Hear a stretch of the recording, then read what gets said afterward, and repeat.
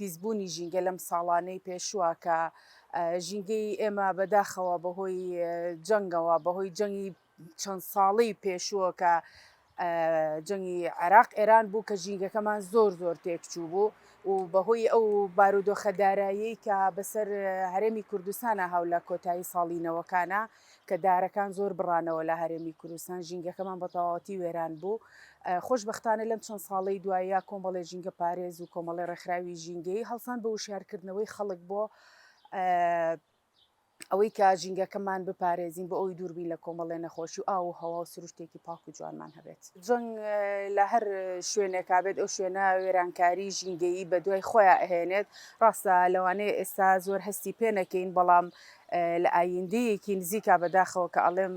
ئاساوارەکانی زیاتر دەرەکەوێ بۆیە ئێمە پێویستە هەمووەکو حکومەت لایەنی پەیوەندیدار ئەم بارودۆخە بە هەند وەربگرن و زۆر ئاگاداری ژینگە بن و هەم ئێمە وەکو تاک لەلایەکە ژینگەکەمان مەترسی پیسبوون و پارچەکانی جەنگی لەسەر و پیسبوونی ژینگەی لەسەرا ئێمە خۆمان وەکو تاک هەوڵ بین ئاگامە لە ژینگەکەمان بێت چکە ئێمە من هەمیشە وتومە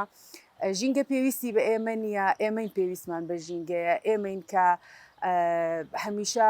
ژینگە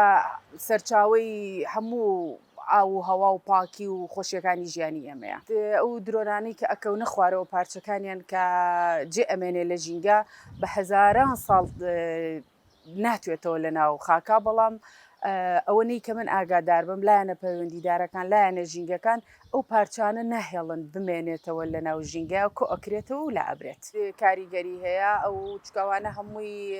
تەنی جەنگین یعنی لە مادەی کیمیایی زۆر خراپ و زۆر بەقوت دروستکراون تەسیری زۆری هەیە بەڵام ئێمە لێرەیە ئەبێ خۆمان وشیار بین لەو کاتانەیە کەمتر بچینە دەرەوە و زائیدێن هەوڵ بین لە ئەو کاتانەیە زیاتر بچینەوە دەرەوەی شارەکان و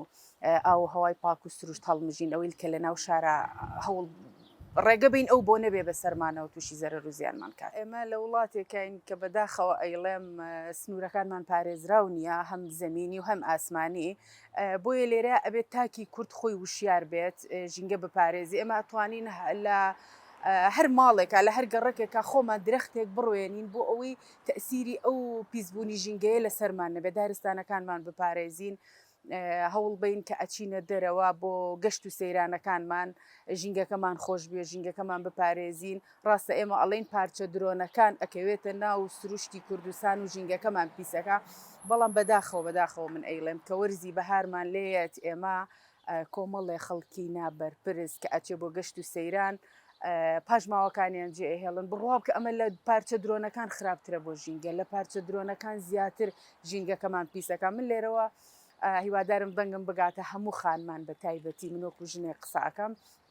کە ئەچن بۆ دەشت و دەربۆ سەیران هەوڵ بن کەمترین شتی پلاسیکی و سەفەری بەکاربێنن و ئەگەرش بەکاریشتان هێنا لە حاڵەتێکا جێی مەهێڵن لەوێتێ با تێکەڵی سروش نەبێ ئەمساڵ سوپاس بۆخوای گەورە بارانێکی باشباری وە چەم و گوێ چەم و ڕووبارەکانمان هەمووی پاک بۆتەوە بەهۆی لافا و باران بارینەوە هەرچی پیسی ڕای ماڵیەوە من خۆم چوومەتە ئەو سروشتە ئەبینم ژینگەمان چەند جوان بۆتەوە چەند پاک بۆتەوە یعنی هیچ پیسیەک نبینی پیسی چە تقریبان 7 ساڵ پێش ئێستا ئەم لافا و بارانی ڕەحمەتە هەمووی ڕاماڵی و پاکی کردوێتەوە با ئەمە بکەین بە هەلێک بە دەرفەتێک بۆ ئەوەی لەمە دووە وشیاریمان زیاتر بێ کە چوینە دەرەوە ژینگەکەمان خۆش بێ و پیسی نەکەین و بۆ پاکی جێبێڵێن.